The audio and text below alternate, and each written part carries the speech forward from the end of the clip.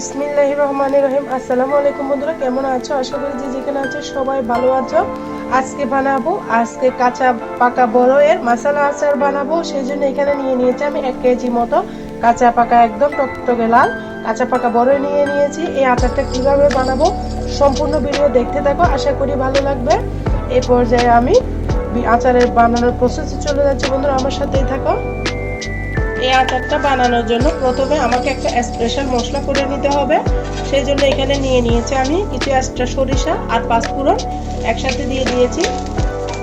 তারপর দিয়ে দিয়েছি কিছু দারচিনি, এলাচ আর তেজপাতা। একদম সম্পূর্ণ ঘরে থাকা মশলা দিয়ে আজকের স্পেশাল কাঁচা পাকা বড়ইয়ে মশলা আচার বানিয়ে দেখাবো। আশা করি তোমাদের কাছে অনেক ভালো লাগবে। এখন কিন্তু বড়ইয়ের সিজন, বড়ই শেষ হওয়ার আগে সারা বছরের জন্য এরকম একটা আচার বানিয়ে রেখে দাও বন্ধুরা, খেতে কিন্তু দুর্দান্ত লাগবে, অসাধারণ লাগবে। এই পর্যায়ে দিয়ে দিয়েছি কিছু শুকনা মরিচ। চুলার আগুনটা এই পর্যায়ে কমিয়ে রাখতে হবে। এই সুন্দর করে আমি টেলে নিচ্ছি।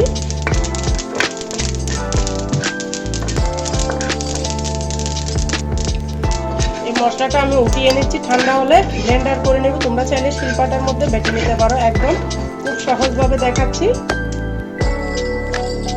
এই পর্যায়ে আমি একটা পাতিল বসিয়ে দিয়েছি এখানে।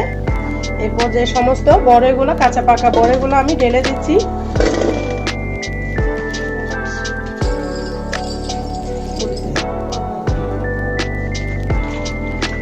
তারপর দিয়ে দিব এখানে হাফ কাপ মতো পানি।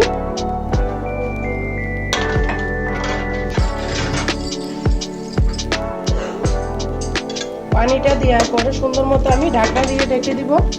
আচারটা সিদ্ধ হওয়া পর্যন্ত অপেক্ষা করতে হবে।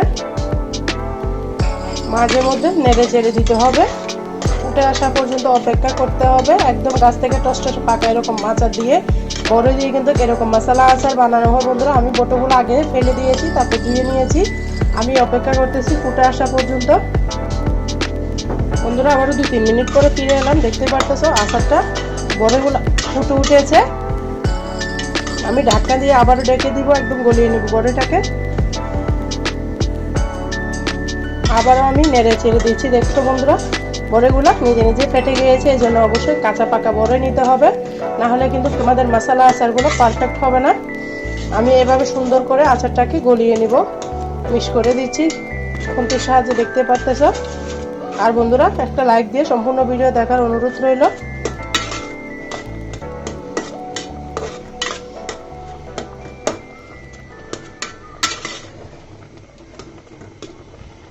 আবারও ঢাকনা দিয়ে ঢেকে দিলাম।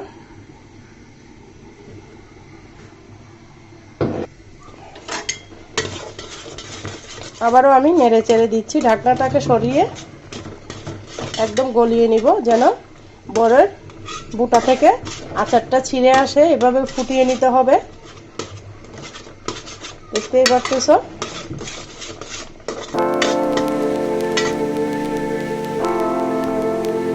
বন্ধুরা এই পর্যায়ে আমার আচারটা রেডি হয়ে গিয়েছে। আমি একটা স্টিনারে ঢেলে নিব। চুলাটা বন্ধ করে দিয়েছি, দেখতেই পারতেছো। একটা ছিদ্রযুক্ত ঝাঁকা নিয়ে নিয়েছি, তারপর একটা নিচে বল দিয়ে দিয়েছি। এই পর্যায়ে আচারটাকে আমি সুন্দর করে ঢেলে দিচ্ছি বড়টাকে।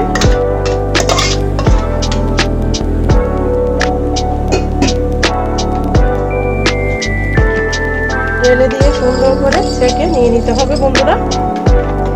অবশ্যই ছিদ্রযুক্ত ঝাঁকা নিতে হবে। আচারের পিউরিগুলো পড়তেছে, দেখতেই পারতেছো।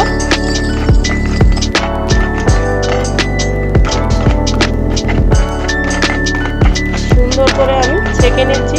আচারের খোসাগুলো আলাদা হয়ে যাচ্ছে আর পিউরিটা পড়ে যাচ্ছে। এই জন্য আচারটাকে অবশ্যই ভালো করে সিদ্ধ করে নিতে হবে বড়িটাকে, তাহলে তোমাদের পিউরিটা আমার মতো সুন্দর পারফেক্ট ভাবে পড়বে।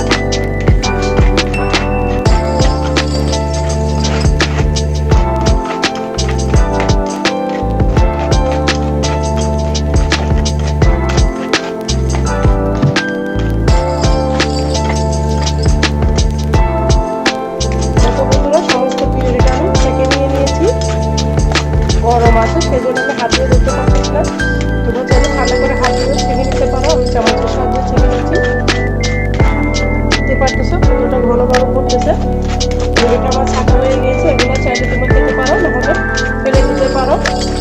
দিয়ে মেখেও খাওয়া যায়।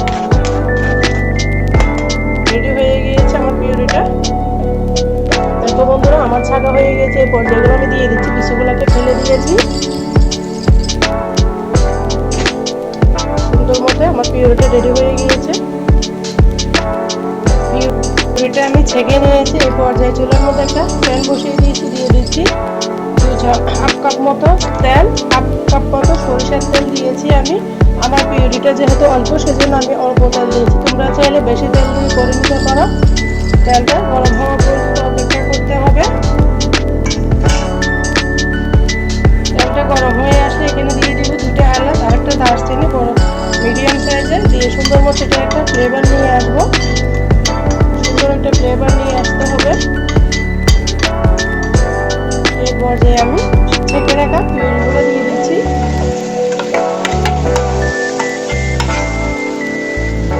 দিয়ে দিলাম সব কিছু সুন্দর করে তেলের সাথে আমি মিশিয়ে নিচ্ছি।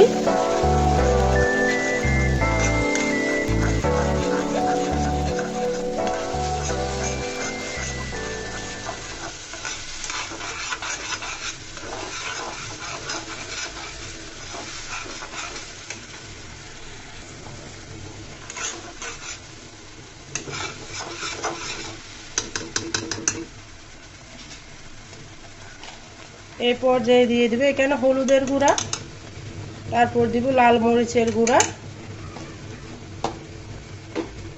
তারপর দিয়ে দিলাম ভেজে রাখা সেই মশলাগুলা।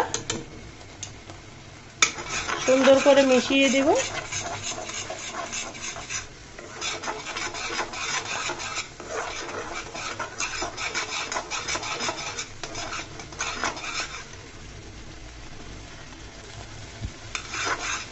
সুন্দর করে নেড়ে চেড়ে দিচ্ছি। তারপর দিয়ে দিচ্ছি স্বাদ মতো লবণ।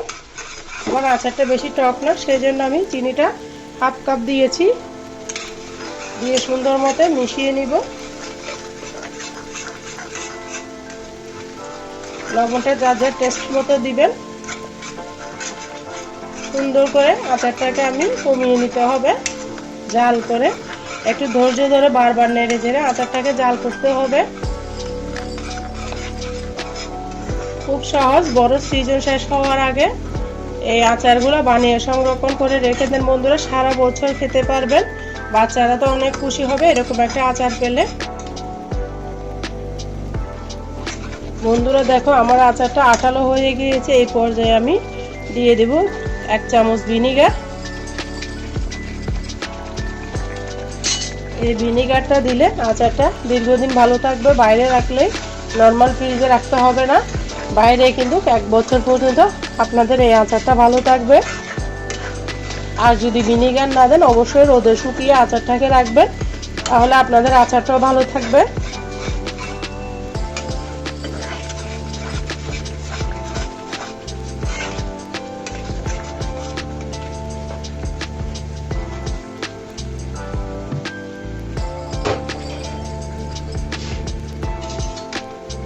এই পর্যায়ে অ্যাড করে দেব সামান্য পরিমাণে চিলি ফ্লেক্স।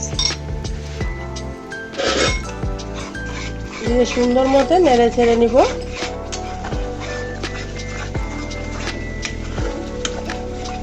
দেখতে পারতেছো কতটা আটালো হয়েছে, আর একটু শুকিয়ে নিতে হবে।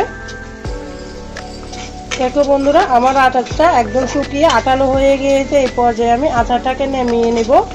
দেখতে পারতেছো কতটা আটালো হয়েছে। চুলার আগুনটা একদম হাই ফ্লেমে রেখে 20 মিনিট মতো আমি জাল করেছি, তোমাদের সাথে অল্প অল্প করে শেয়ার করেছি। দেখো বন্ধুরা কতটা ঘন হয়েছে। এখন আমি নামিয়ে নেব আচারটাকে।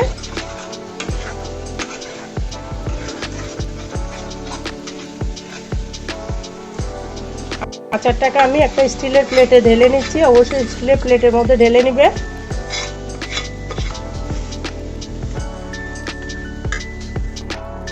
এখন ভালো করে আচারটাকে ঠান্ডা করে নিতে হবে। অবশ্যই ঠান্ডা হওয়া লাগবে।